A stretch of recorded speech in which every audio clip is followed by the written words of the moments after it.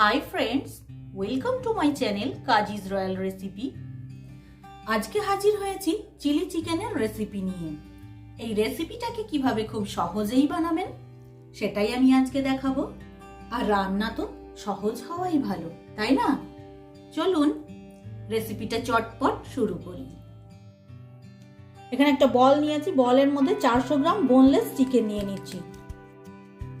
চিকেনগুলোকে আমি এরকম ছোট ছোট করে পিস করে কেটে নিয়েছি। এবার এই চিকেনের মধ্যে দেব পরিমাণ মতো লবণ, 1 চা চামচ কাশ্মীরি লাল লঙ্কার গুঁড়ো, 1/4 চা চামচ গোলমরিচ গুঁড়ো, 1 টেবিল চামচ আদা রসুনের পেস্ট, 1 টেবিল চামচ জল ঝরানো টক দই। দইটা যদি আপনারা দিতে না চান তাহলে স্কিপ করতে পারেন, আর একটা ডিম। সমস্ত মশলাটা চিকেনের মধ্যে খুব ভালোভাবে মেখে নেব। মশলাটা চিকেনের মধ্যে খুব ভালোভাবে মেখে নিয়েছি। এবার এই মশলা মাখানো চিকেনটাকে কমপক্ষে 1 ঘন্টার জন্য রেস্টে রাখবো। আপনাদের কাছে যদি সময় কম থাকে তাহলে আপনারা আধ ঘন্টাও রাখতে পারেন। চিলি চিকেনের জন্য আমি এখানে কতগুলো সবজি নিয়েছি। গ্রিন ক্যাপসিকাম এরকম ডায়মন্ড কাটিং করে কেটে নিয়েছি, রেড ক্যাপসিকাম ডায়মন্ড কাটিং করে কেটে নিয়েছি, ডায়মন্ড কাটিং করা ইয়েলো ক্যাপসিকাম, স্প্রিং অনিয়ন নিয়েছি কিছুটা, স্প্রিং অনিয়নের হোয়াইট পার্টটা এখানে নিয়ে নিয়েছি, কাঁচা পাকা লঙ্কা নিয়ে নিয়েছি যেটাকে ডায়মন্ড কাটিং করে নিয়েছি, 1/2 ইঞ্চি সাইজের আদাকে এরকম ছোট ছোট করে কুচি করে নিয়েছি, 3-4 কোয়া রসুনও এরকম ছোট করে কুচি করে নিয়েছি, একটা ছোট সাইজের পেঁয়াজকে এইভাবে কেটে নিয়েছি। আপনারা আপনাদের চিকেনের পরিমাণ অনুযায়ী সবজির পরিমাণটা বাড়িয়ে বা কমিয়ে নিতে পারেন। এবার এই সবজিগুলোকে সাইডে রেখে দিচ্ছি। অন্য আরেকটি পাত্র নিয়েছি, তার মধ্যে একটা সসের মিশ্রণ বানিয়ে নেব। তার জন্য প্রথমেই নেব টমেটো কেচাপ 2 টেবিল চামচ, রেড চিলি সস 2 টেবিল চামচ। আপনাদের কাছে যদি রেড চিলি সস না থাকে তাহলে আপনারা গ্রিন চিলি সসও ইউজ করতে পারেন। আর চিলি সসটা আপনারা নিজেদের প্রয়োজন মতো বাড়িয়ে বা কমিয়ে নিতে পারেন। ব্ল্যাক সয়া সস 1 টেবিল চামচ, ভিনিগার 1 টেবিল চামচ, পরিমাণ মতো জল। আপনারা কতটা গ্রেভি রাখতে চান সেইভাবে জলটা নিয়ে নেবেন। এবার এই সমস্ত কিছুকে খুব ভালোভাবে মিশিয়ে নেব। সসটাকে খুব ভালোভাবে মিশিয়ে নিয়েছি। এবার এটাকে সাইডে রেখে দিচ্ছি, প্রয়োজন মতো ইউজ করে নেব। ছোট্ট একটা বাটি নিয়েছি, বাটির মধ্যে 1 টেবিল চামচ কর্নফ্লাওয়ার দিয়ে দিলাম। নর্মাল টেম্পারেচারে থাকা জল দিয়ে দিচ্ছি। জলটা দিয়ে খুব ভালোভাবে কর্নফ্লাওয়ারটাকে গুলিয়ে নেব। এবার এই কর্নফ্লাওয়ার মেশানো জলটাকে সাইডে সরিয়ে রাখছি। চিকেনটাকে 1 ঘন্টা ম্যারিনেট করে রাখার পর ফিরে এলাম। এবার এর মধ্যে কর্নফ্লাওয়ার দিয়ে দিচ্ছি 2.5 টেবিল চামচ। আপনারা চাইলে 1/2 টেবিল চামচ ময়দাও ইউজ করতে পারেন। ময়দা দিলে কোটিংটা অনেক মোটা হয়ে যায়, সেজন্য আমি আর ময়দা ইউজ করছি না। কর্নফ্লাওয়ারটাকে চিকেনের মধ্যে খুব ভালোভাবে মিশিয়ে নিয়েছি। ম্যারিনেট করার সময় কর্নফ্লাওয়ারটাকে ইউজ করিনি আমি এই কারণেই যে অনেক সময় হয় কি, যখন আমরা ম্যারিনেটের জন্য রেখে দিই সেই সময় জল ছেড়ে দেয়। সেক্ষেত্রে চিকেনটা ভাজার আগের মুহূর্তে যদি আমরা কর্নফ্লাওয়ারটা ইউজ করি তাহলে আর জল ছাড়ার সম্ভাবনা থাকে না। তো এবার এই চিকেনটাকে আমি ফ্রাই করে নেব। চিকেনটাকে ফ্রাই করার জন্য কড়াইতে বেশ কিছুটা তেল নিয়ে নিয়েছি। আমি এখানে সরিষার তেল ইউজ করেছি।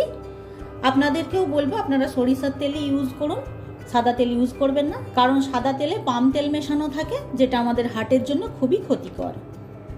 তেলটা গরম হয়েছে কিনা সেটা দেখার জন্য একটা শাসলিক আমি এইভাবে ডুবিয়ে দেখে নেব। দেখতেই পাচ্ছেন তেল থেকে বাবল উঠছে, অতএব তেলটা এখন চিকেন ফ্রাইয়ের জন্য রেডি হয়ে গেছে। আর এই শাসলিক দিয়ে আমি প্রত্যেকটা চিকেনকে দিয়ে দেব। তাহলে কি হবে, চিকেনটা একে অপরের সঙ্গে জড়াবে না। চিকেনটা দেওয়ার সঙ্গে সঙ্গেই যেন চিকেনগুলোকে উল্টাতে যাবেন না, তাহলে কোটিংটা নষ্ট হয়ে যাবে। আর মিডিয়াম হিটে আস্তে আস্তে চিকেনগুলোকে ফ্রাই করে নেব। মিডিয়াম হিটে 1 মিনিটের মতো চিকেনটা ফ্রাই হয়ে যাওয়ার পর আলতো হাতে চিকেনগুলোকে উল্টে পাল্টে দেব। দেখুন কত সুন্দর চিকেনগুলো ফ্রাই হয়েছে।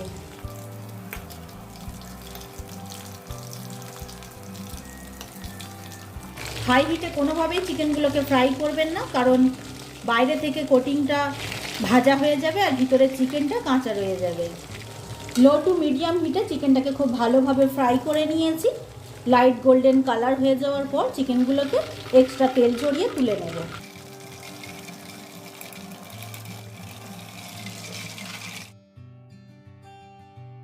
সেম প্রসেসে চিকেনগুলোকে আমি প্রত্যেকটা ব্যাচে ভেজে নেব।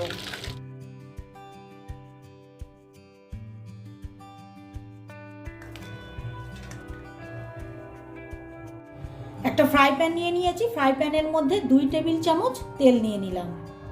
যেই তেলের মধ্যে আমি চিকেন ফ্রাই করেছি সেই তেলই আমি ইউজ করে নিচ্ছি।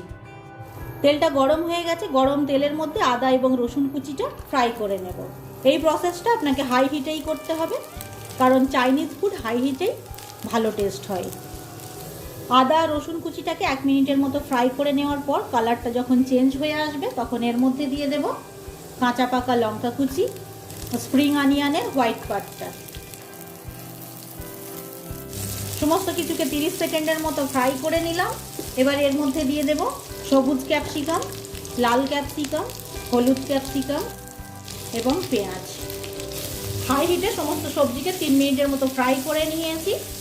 ক্যাপসিকাম এবং ডাইস পেঁয়াজগুলো একটু নরম হয়ে গেছে। এবার এর মধ্যে দিয়ে দেব আমি যে মিক্স সস বানিয়ে রেখেছিলাম সেই সসটা এর মধ্যে ঢেলে দিলাম। সসটা দিয়ে খুব ভালোভাবে কিছুক্ষণ ফুটিয়ে নেব।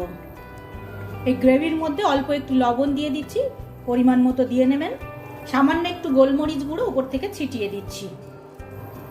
সমস্ত কিছুকে খুব ভালোভাবে মিশিয়ে নেব এবং গ্রেভিটা ফুটে ওঠা পর্যন্ত অপেক্ষা করব। আর লবণটা আপনারা যখন দেবেন খুব সাবধানে দেবেন। চিকেন ম্যারিনেটের সময় লবণ দেওয়া হয়েছিল এবং সসের মধ্যেও লবণ থাকে। গ্রেভিটা ফুটে উঠেছে। এবার এর মধ্যে ফ্রাই করে রাখা চিকেনগুলো ঢেলে দিচ্ছি এবং উপর থেকে কিছুটা স্প্রিং অনিয়ন।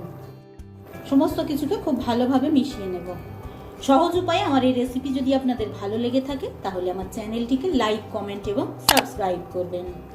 গ্রেভিটাও ফুটে গেছে। এবার এর মধ্যে কর্নফ্লাওয়ার মেশানো জলটাকে একটু গুলিয়ে ঢেলে দিচ্ছি।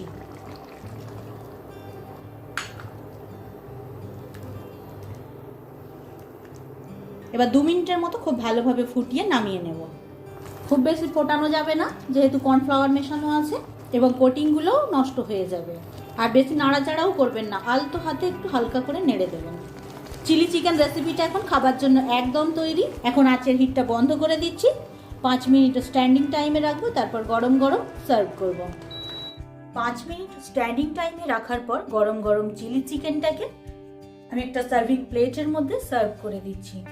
এই চিলি চিকেনটাকে আপনারা রুটি, পরোটা, পোলাও, ফ্রাইড রাইস সব কিছুর সঙ্গে সার্ভ করতে পারেন। আবার ওই চিলি চিকেনটাকে কিন্তু ডাইরেক্টও খেতে পারেন। এই চিলি চিকেনটাকে আপনারা একবার হলেও ট্রাই করে দেখতে পারেন, খেতে কিন্তু অসাধারণ সুন্দর লাগে। আপনাদের মূল্যবান সময় আমার সঙ্গে এতক্ষণ কাটানোর জন্য সকলকে অসংখ্য ধন্যবাদ। সকলে ভালো থাকবেন, সুস্থ থাকবেন। আবার ফিরে আসবো এই রকমই নতুন কোনো রেসিপি নিয়ে। আজকের মতো এ পর্যন্তই। উপর থেকে আমি কিছুটা স্প্রিং অনিয়ন দিয়ে গার্নিশ করে দিচ্ছি।